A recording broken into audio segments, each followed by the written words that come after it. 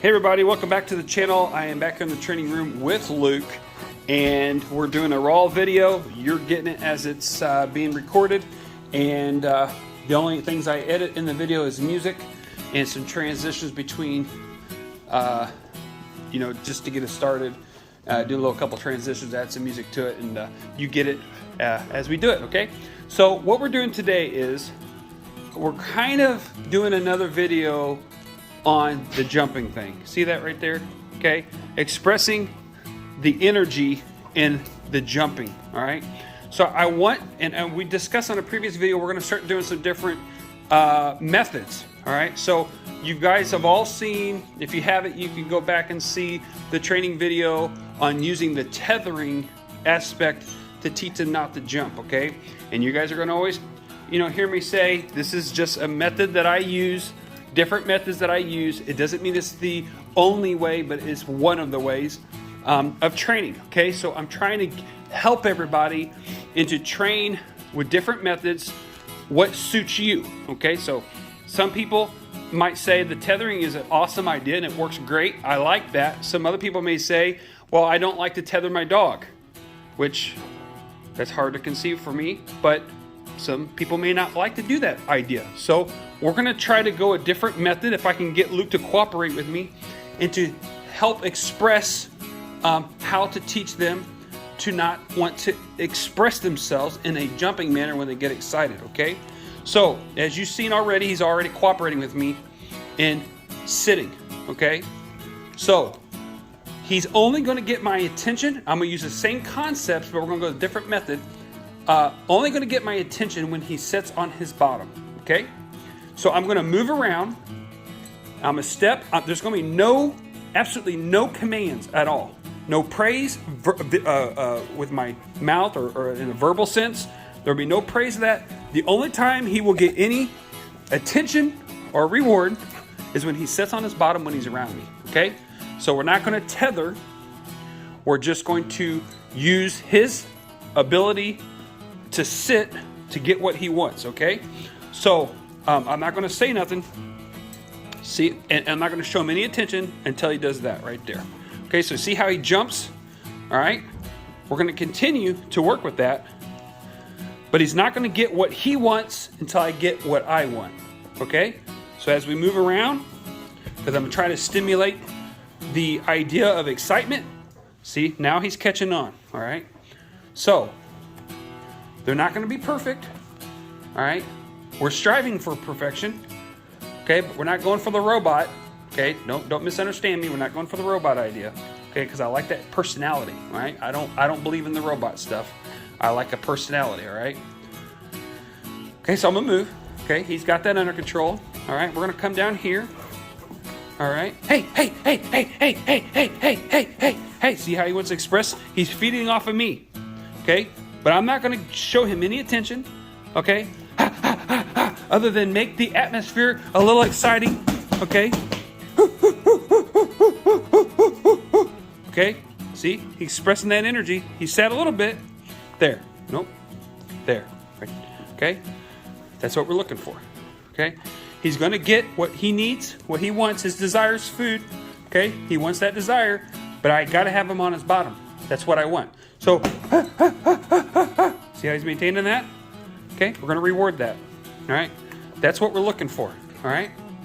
When I see the position on the bottom, when the atmosphere may be crazy or exciting, instead of jumping, we're going to introduce the idea that we want him to sit on his bottom. I would be even fine if he would lay down. That'd be awesome too. Okay, so when things get exciting, we don't have to jump.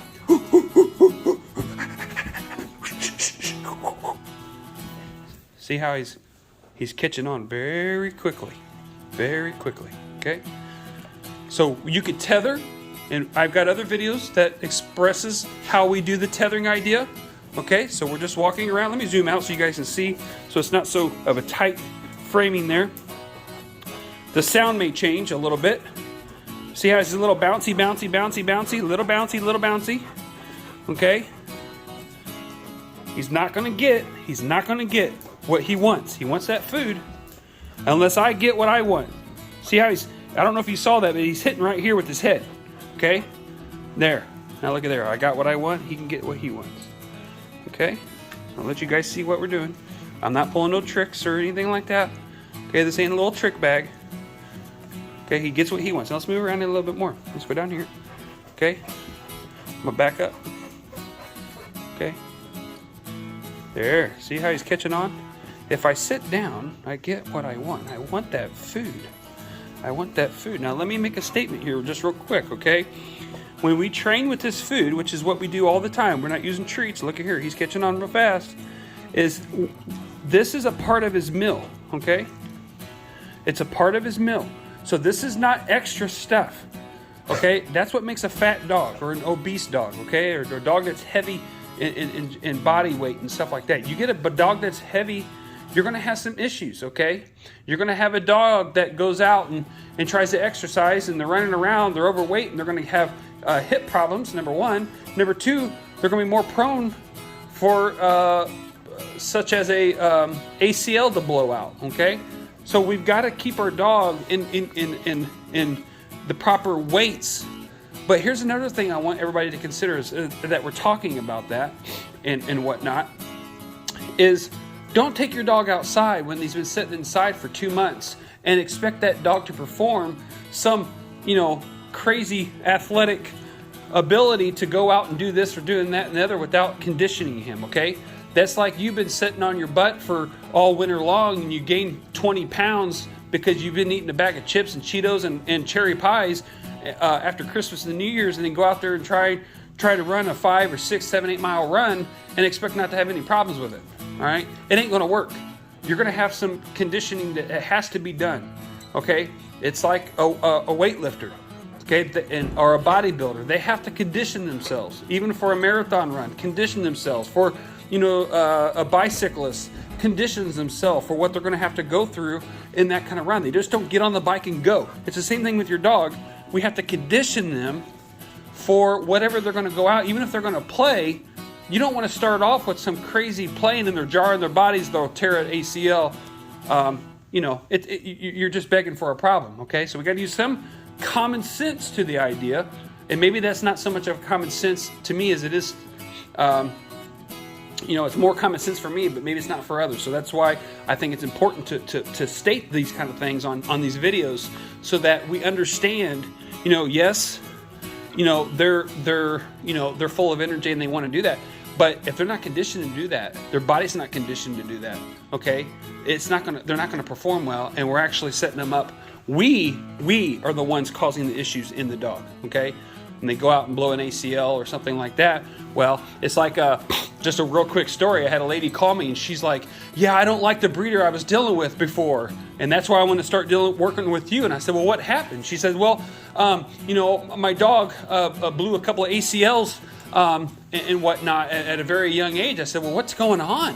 What's the deal with the dog? Well, it's just bad genetics and whatever. And I said, well, the ACL part doesn't come from bad genetics. What's taking place? And I said, well, number one, how old's your dog?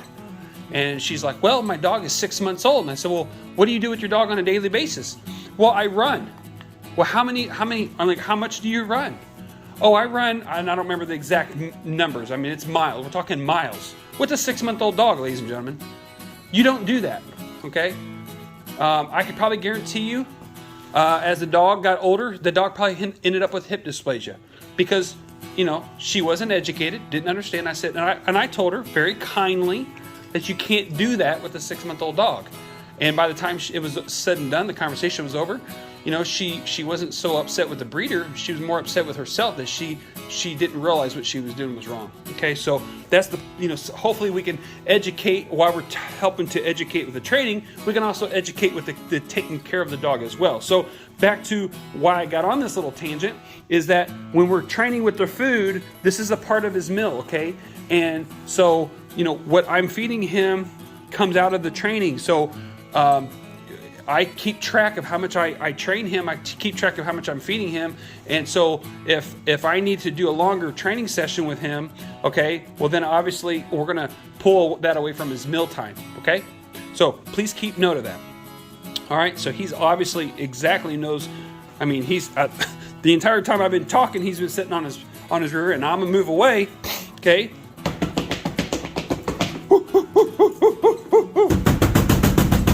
okay? Little anxious there, little anxious, got a little excited, not jumping, okay?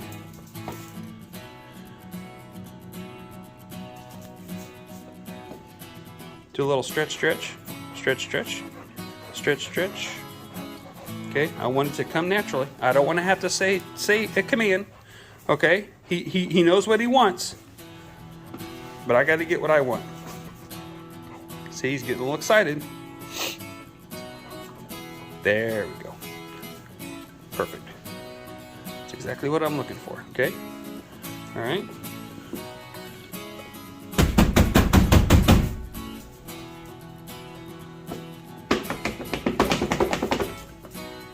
Try to get them all excited again.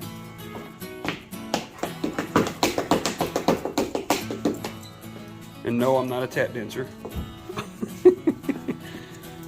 There we go. That's what I'm looking for. There we go.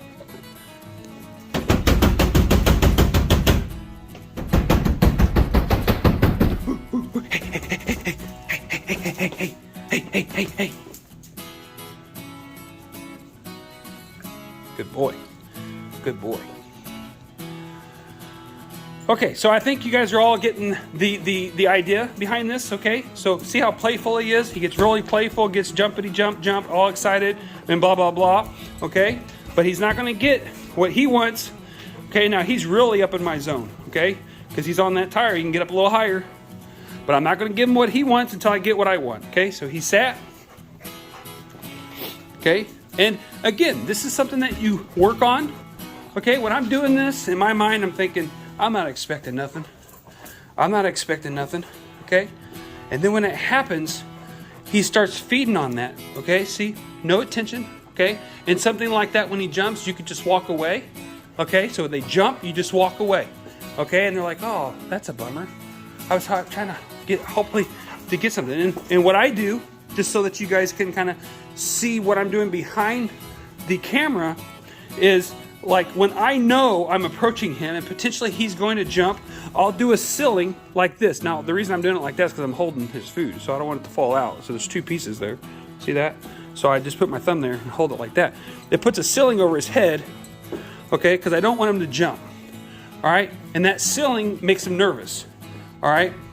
Just to be more or less blunt about the term there. Okay? So I can put my hand out like that. Now, I got to be careful, because if I abuse that food, he wants that food, he's going to jump because he's thinking, oh, there's the food up there. I need to go after the food up there. So we got to be very careful to don't keep that ceiling out there, okay? Because if you keep that ceiling out there, you're going to have him go like this. He's going to smell it, and he's going to get on his back legs because he's sitting there going, no, wait a minute. You want me to sit on my butt, but now you're teasing me. And you're actually provoking them to jump, okay? There. Okay, good. Now, you could, if you have done this in periods of time, you could go down like this and turn it backwards, okay? And provoke him more into a sit, all right? So we're just going to keep walking and keep walking. Again, this is just another method that we're going to use to teach him not to jump, all right? For those that, like I said before, may not like the tethering idea, okay? This is just another method. And it seems like the treat training method is so popular these days, okay? And that everybody likes to do it, and just quite frankly, it's because it's easier for everybody, and it's a money-making thing for the people selling the treats, okay? Where you can just use their food. All right, there we go. There we go. So no attention until he is sitting down. All right. So you can practice this too with the children. All right. So if you have children. If you got any children in the house, you can practice the children coming up to him, and we don't get. And if he starts to jump, okay, you can step in front and create a ceiling over the top of him. If he would do that, if you got your food pouch like this, then you can leave this empty-handed and go over the top of him like that to create a ceiling. And then once he sets, you give him what he wants. Okay, you can invite strangers over. Okay, the more that you work with the puppies earlier on, the better it will be. If they get older like this, you know, you can bring strangers in there and then let the strangers walk up to them and different things like that. But I want to see us sit, okay? I want to see us sit. All right, sounds good. All right, I think that's enough I think you can get the concepts, and all this is repetitiveness, okay? Try not to confuse the dog. If you feel like you're confusing the dog's not doing what you want them to do. It's probably because they are confused. So take time to slow it down a little bit. And, you know, the old acronym, keep it simple, stupid, KISS. Keep it simple, stupid. That's basically, if you can remember that as you're training your dog, to keep it simple, okay? If your dog is jumping, do not touch that dog and praise that dog unless they're sitting on their butt, okay? If you get all excited and they're getting all excited and that dog jumps and you touch them, you just praise them in a negative way. So you're encouraging. That dog doesn't know, you know, what they just did was wrong. All they know is they just want you and they want to give you a hug and kiss on you and love on you and have your affection. But if they jump on you, okay, and you touch them, you just encourage that. All right, so that jumping, I ignore it, okay? Completely ignore the jumping, okay?